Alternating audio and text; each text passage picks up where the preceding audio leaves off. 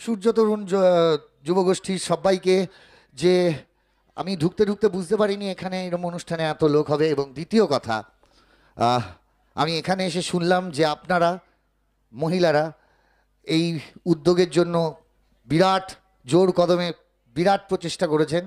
তাই জন্য আপনাদের সবার জন্য আপনারা নিজের একবার জোরে হাততালি দিন প্লিজ। Thank you. সেই সঙ্গে আপনার এই গান শুনে সবাই ফিদা হয়ে গেছে, আর সেই সঙ্গে দর্শক মহল থেকে একটু সুন্দর চিরকুট আপনার কাছে পৌঁছে দিয়েছেন। একটা তো হলো, আর একটা বাকি আছে, ওটা শুনতে চাইছে।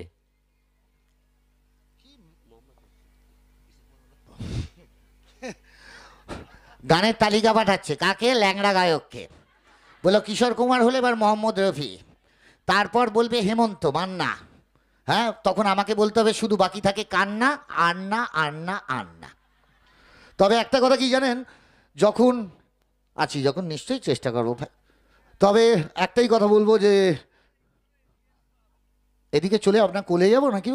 ও আচ্ছা, যাবো যাবো যাবো, নিশ্চয়ই যাবো।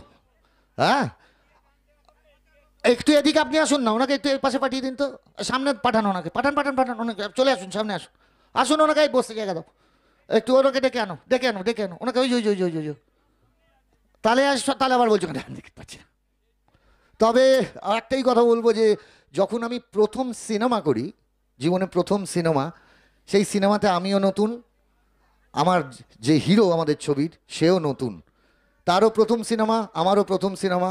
এবং সত্যি কথা বলতে আমরা দুজন একটু পুরনো বন্ধু, কারণ আমরা এক পাড়াতেই থাকতাম। এখন আর কেউ ওই পাড়ায় থাকি না হয়তো, কিন্তু আগে ওই পাড়াতেই থাকতাম, কালীঘাট অঞ্চলে।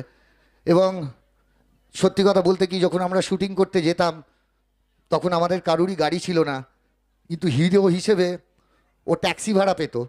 তাই ও যখন শুটিংয়ে যেত আমাকে সঙ্গে নিয়ে যেত, শুটিং শেষ হলে আবার আমায় বাড়িতে নামিয়ে দিয়ে যেত। শুটিং শেষ হয়, ছবিটা রিলিজ করে, ছবিটা সুপার ডুপার হিট হয়। আমার সেই প্রথম সিনেমাটার নাম হলো সাথী, আর আমার সেই পুরনো বন্ধুর নাম হলো জিৎ। আর জিতের সঙ্গে আমি পরপর অনেকগুলো সিনেমা করি, সাথী, সঙ্গী, নাটের গুরু, হিরো, পার্টনার। মাঝখানে একটা ছোট্ট গ্যাপ পড়ে, সেই গ্যাপটার পর আমরা একটা সিনেমা করি। আমি জানি না আপনারা সিনেমাটা দেখেছেন কিনা, ছবিটার নাম ছিল বচ্চন।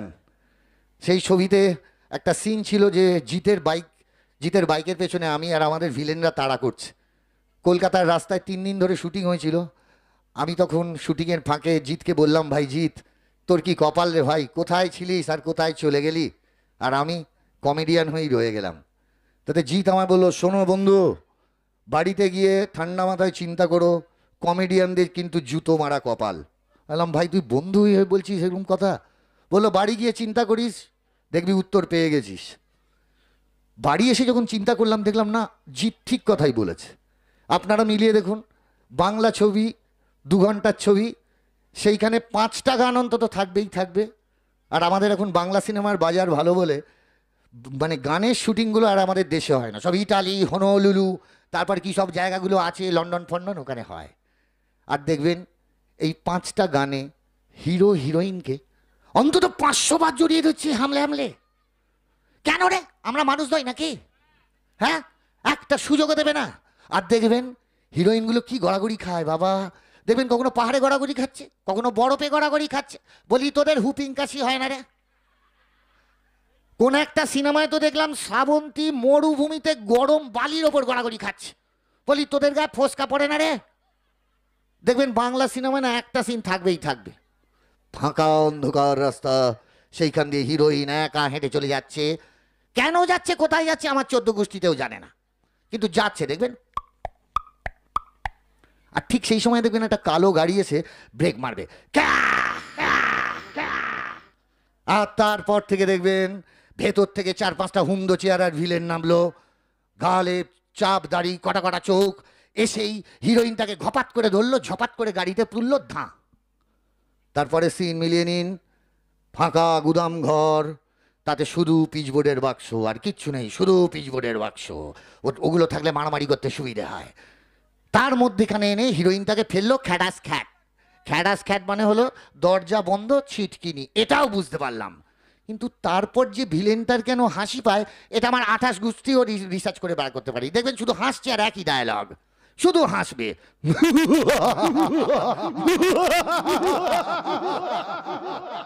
এইবার এইবার এবার কোথায় পালাবে সুন্দরী সুন্দরী? তারপর দেখবেন হিরোইনের একটাই কথা, ভগবানের দোহাই আমায় ছেড়ে দিন। তারপর দেখবেন ভিলেন এগোচ্ছে, হিরোইন পেচোচ্ছে, ভিলেন এগোচ্ছে, হিরোইন পেচোচ্ছে, ঢাক। এই ঢাক মানে হলো হিরোইন দেওয়ালে সেটে গেছে, পালানোর পথ নেই। তবু দেখবেন ওই মরণদাসা ভিলেন হাসছে। এইবার এইবার এইবার ভগবানও তোকে আমার হাত থেকে রক্ষা করতে পারবে না। বলি এত হেসে সময় নষ্ট করছিস কেন? যা করতে এসেছিস তাড়াতাড়ি করে বাড়ি চল যা। ও বেটার ছেলে ততক্ষণ অব্দি দাঁত বার করবে যতক্ষণ না হিরো দরজা ভেঙে ঢুকে ওকে রামপাদানি শামপাদানি দিচ্ছে। আর আমাদের দেখুন কমেডিয়ান, সাকুল্যে 5টা সিন, প্রথম 2টো সিন হিরোর বগলের ধারে দাঁড়িয়ে আছে, কোনো ডায়লগ নেই, যেন ঝুলনের পুতুল। পরের 2টো সিন ডিরেক্টর বললো নে কাঞ্চন অভিনয় কর, করলাম। লাস্ট সিন জানেন, হিরোর বগলের ধারে এসে দাঁড়াতে যাব, বুকে লেখা ফুটে উঠলো সমাপ্ত, বাপি বাড়ি যা। আর এই আমার এক বন্ধু জিৎ, দেখলে আমার বিরাট হিংসে হয়। কি কপাল, কি মহিলা ফ্যান, কি মহিলা ফ্যান। মহিলারা দেখলি হচ্ছে জিৎ জি জি জি জি, যেন মনে হয় পেটের কৃমি মাথায় উঠে গেছে। আমি জিৎকে বলেছি ভাই ক্ষতি করছো, ক্ষতি করছো তুমি। আমায় বলো তুই কি আমায় হিংসে করিস? আমি বললাম যা, তোকে দেখলে কি হিংসে করবো রে?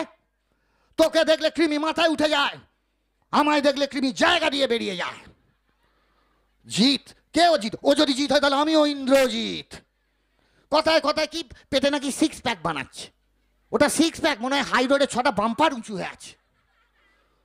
দেখি ক্ষমতা, চলুক তো আমার সঙ্গে জিৎ সুন্দরবন, দেখি বাঘ কাকে খায়।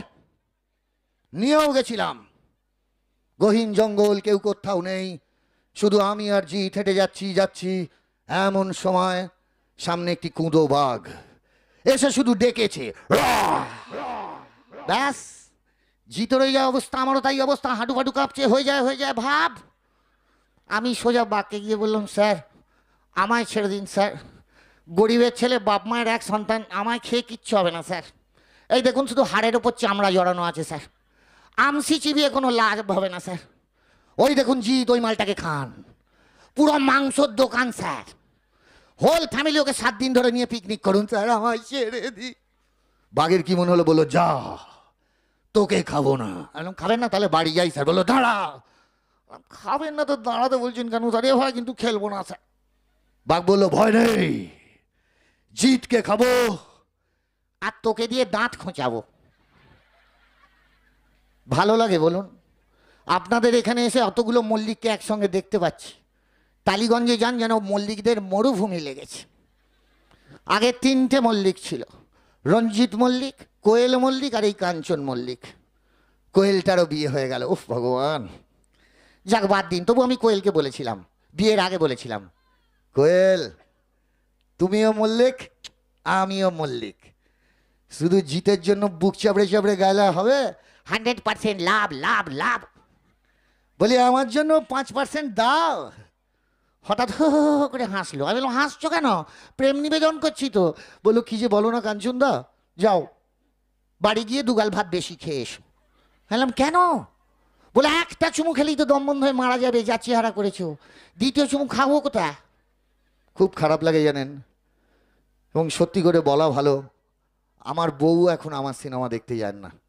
একটা সিনেমা দেখতে গেছিল, আপনারা নিশ্চয়ই সেই সিনেমাটা বোধহয় দেখেছেন। সিনেমাটার নাম ছিল লে হালুয়া লে। সেই সিনেমাটা দেখতে নিয়ে গেলাম বউকে, ফার্স্ট ডে ফার্স্ট শো। বউ প্রথমে দেখেই বললো এ বাবা তোমার চরিত্রের নাম ল্যাংচা। আমি বললাম দেখো আমি কমেডিয়ান, এ ছবিটা আমার নাম ল্যাংচা হবে, পরের ছবিটা আমার নাম গুজিয়া হবে, তোমার কি? আর বিশ্বাস করুন ওই লে হালুয়া লে সিনেমাতে আমি যা মার খেয়েছি না, চোরেরা ওরম মার খায় না। রোজ যাচ্ছি শুটিংয়ে, প্রথম দিন গেলাম, গিয়ে অ্যাসিস্ট্যান্ট ডিরেক্টরকে বললাম ভাই কি সিন আজকে? দাদা মার খাওয়া। পরের দিন গেলাম, আমি বললাম ভাই আজ কি সিন রে? মার খাওয়া দাদা। পরের দিন ভাই আজ মার খাওয়া। মাথা গরম হয়ে গেল। পাশে বসেছিল ডিরেক্টর রাজা চন্দ ওই ছবির। সোজা গিয়ে রাজাকে বললাম এর আগে আয় চল মার মার মার মার মার। রাজা বললো কি হলো ভাই গরম হয়ে গেলি কেন? আমি বললাম কি ছবি বানাচ্ছিস দেখ, যে সে পাচ্ছে আমাকে খেলাচ্ছে, এটা কি ছবি হচ্ছে? পাশে বসেছিল স্ক্রিপ্ট রাইটার এনকে সলিল।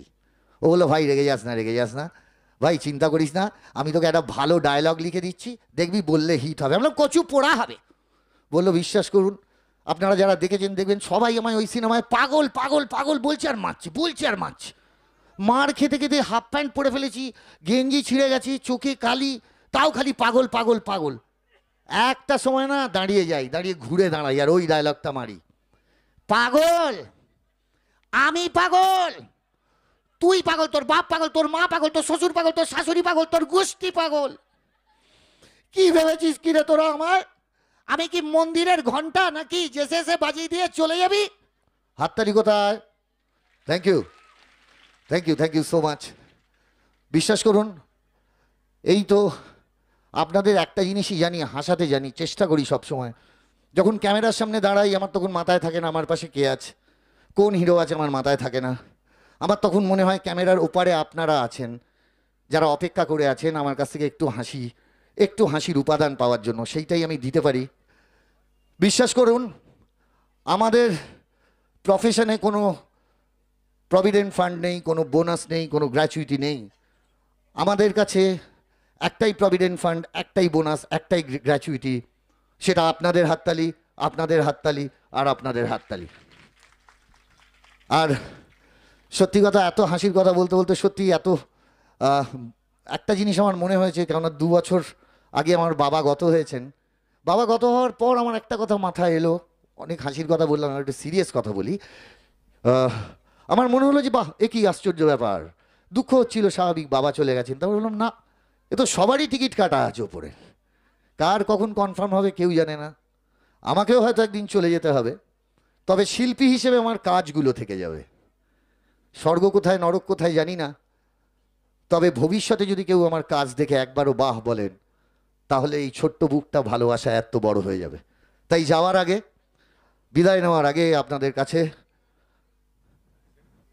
ও আগে দাঁড়ান, একটা সেলফি মহামেলা হবে এক্ষুনি, হয়ে যাক তারপর আসুন। আচ্ছা, সামনে থেকে কাউকে বলুন ছবিটা তুলবে এইখান থেকে, তাহলে সবাইকে পাওয়া যাবে।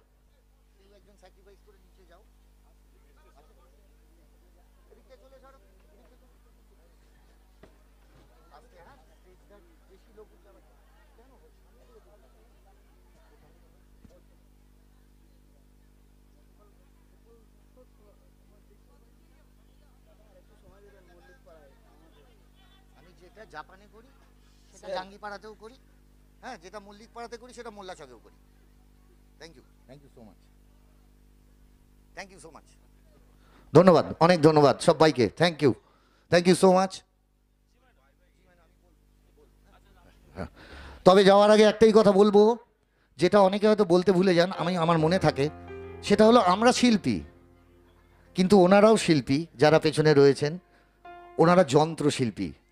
আমাদের মতো ল্যাংড়া গায়কদের পাশে ওনারাই কিন্তু বগলের ক্রাচের মতো আমাদের ঠেলে ঠেলে নিয়ে যান। ওনারা জানেন যে এরা গাইতে পারে না, তবু এরা ব্যাকআপ সাপোর্ট দিয়ে দিয়ে নিয়ে যান। সারা রাত ধরে শিল্পী চলে যাবে, ওনারা থাকেন, এবং ওনারা কিন্তু সেই সঙ্গতটা দিয়ে যান রাতের পর রাত, মাসের পর মাস। শুরু হয়ে গেল সিজন ওনাদের, এরকম 6 মাস টানা চলে। 6 মাস সারা রাত ধরে এই যন্ত্রশিল্পীরা বাজিয়ে যান, কেউ গিটার, কেউ কিবোর্ড, কেউ থুম্বা, কেউ ওখানে অক্টোপ্যাড মানে ড্রামস বাজিয়ে যান। বাজাতে বাজাতে ওনাদের একটা অভ্যেস হয়ে যায় বাজানো। এবার 6 মাস পর যখন সিজন শেষ হয়ে যায়, তখন এনারা যখন একা একা শুয়ে থাকেন, তখনই হয় সমস্যা। শ্বশুর বাড়িতে গেছেন, একজন গিটার শিল্পী ঘুমন্ত শ্বশুরের পাটাকে গিটারের ওই ডান্ডা ভেবে ধরে ফেলেছেন। সারা রাত উনি কর্ড খুঁজেছেন। সকালবেলা শ্বশুর মশাই উঠে বলেছেন, কালকে থেকে যেন তোর মুখ না দেখি আমি, আর আমার বাড়ি এলে গিটার সঙ্গে নিয়ে আসবি, পাশ বালিশ করে শুবি। যিনি ঢোল বাজান সব সময় এরম এরম করে যান, ঘুমন্ত কাকে কোথায় গমক দিয়ে দিয়েছেন ভগবান জানে। কিন্তু যিনি ড্রাম বাজান কতগুলো জিনিস থাকে। একদিন তো শুনলাম নাকি ছেলে জ্যামিতি বক্সের দুটো স্কেল নিয়ে এধার ওধার করেছে জামাই ষষ্ঠীর দিন। পরের দিন শ্বশুর মশাই এইভাবে বলেছে, সারা গায়ে তো আর কোথাও বাকি রাখলি না রে। এদেরও মানা যায়। কিন্তু যিনি কিবোর্ড বাজান তিনি অসংখ্য রিড টিপে টিপে টিপে টিপে বাজান। উনিও শ্বশুর বাড়ি গেছিলেন এবং রাত্রিবেলা উনি ওগুলো খুঁজেছিলেন। সকালে কি ঘটেছিল সেটা আর বললাম না, বাদ দিন। Thank you. একবার ওনাদের জন্য জোরে হাততালি চাইবো। তাই যাওয়ার আগে সুরে সুরে একবার বলে যেতে চাই,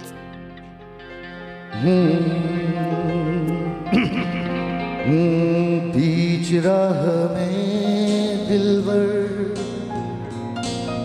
बिछड़ जाए कहीं हम मगर, और सुनी सी लगे तुम्हें जीवन के ये डगर, हम लौट आएंगे तुम यूं ही चलाते रहना, कभी अलविदा ना कहना, कभी अलविदा ना कहना। चलते चलते मेरे ये गीत याद रखना, कभी अलविदा ना कहना, कभी अलविदा ना कहना। Bye bye bye bye. ভালো থাকবেন, ভালো রাখবেন। ধন্যবাদ, শুভরাত্রি।